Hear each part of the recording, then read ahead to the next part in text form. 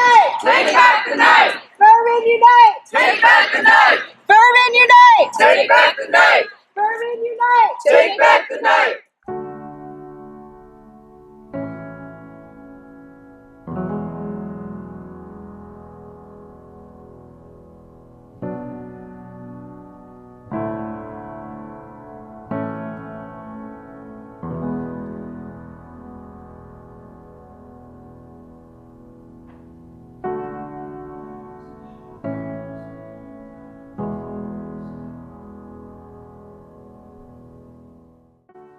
It sounds so tacky, but you're not alone, because so many people have experienced this, not just women, like people in general have experienced something like this, and just because your report doesn't go through or you get talked out of reporting doesn't diminish the fact that it happened to you.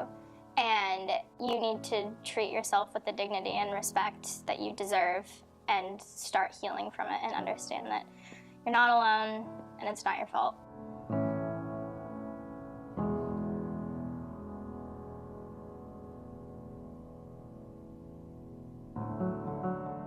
I have an amazing support group of friends, and so they have just been an outlet for a lot of this, because for the longest time I was like, I invited him, it was my idea to like take him, and so I felt guilty. I was like, if I didn't invite him, like none of this would have happened. And so the biggest leap for me was recognizing that it wasn't my fault, and it took a really long time. That's been like the biggest leap for me, is like, it was his fault. Like, it was totally and completely his fault. It was not my fault. Just like being surrounded by people that believe me and that don't question it. Because initially, I thought I had really good friends freshman year, and I told them, and they were just like, that didn't happen. It's like, yeah, it did, I'm telling you. And so now I've found comfort in people that like do believe me. I know that I don't have to keep people around that devalue that experience. And so that's been part of my healing process.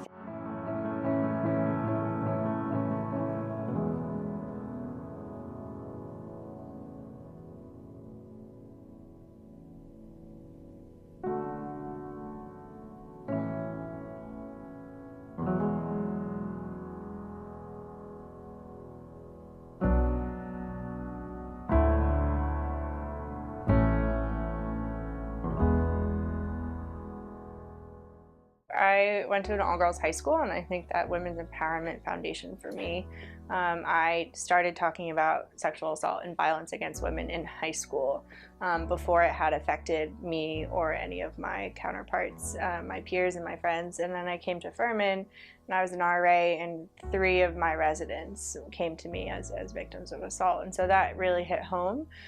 Since then, I've become a survivor myself, and most of my friends have a Me Too story. So it transcends age groups, it transcends, race and other demographics. And so this is an issue for everyone to be worried about. And I do think that we can have a culture shift in a short amount of time.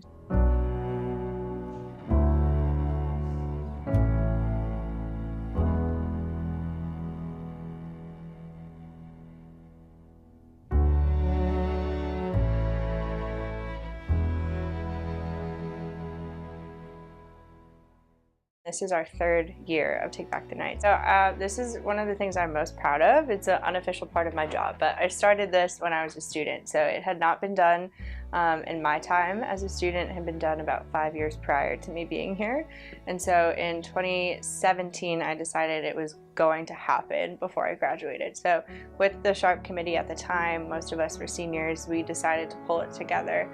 And so we had a storytelling element in the beginning. We brought everyone together and shared those stories, created space. It's really heavy, it's really kind of a lot. And then we'd have our partners come in to talk about what happens next and what you can find support on campus or in the community if you choose to do either one. And then we walk and we reclaim the main quad of campus, which is very exciting. We come back and we have this great send-off. It's a lot more uplifting and brings people together and advocacy, really. So nothing we're doing is radical, but it's radical for this campus. And I think that's important for students when they feel discouraged. Why are we still talking about sexual assault? It's 2019. Oh, it's because it's still happening and not everyone has been educated for it. So it is a fight that we have to do while we're here. And so I hope that, conversations continue, workshops continue, and we focus more on bystander intervention. It happens on this campus, it happens in Greenville, it happens everywhere. And the most important thing is that you know that you have people who believe you and stand with you and will advocate for you. Furman Unite! Take back the night!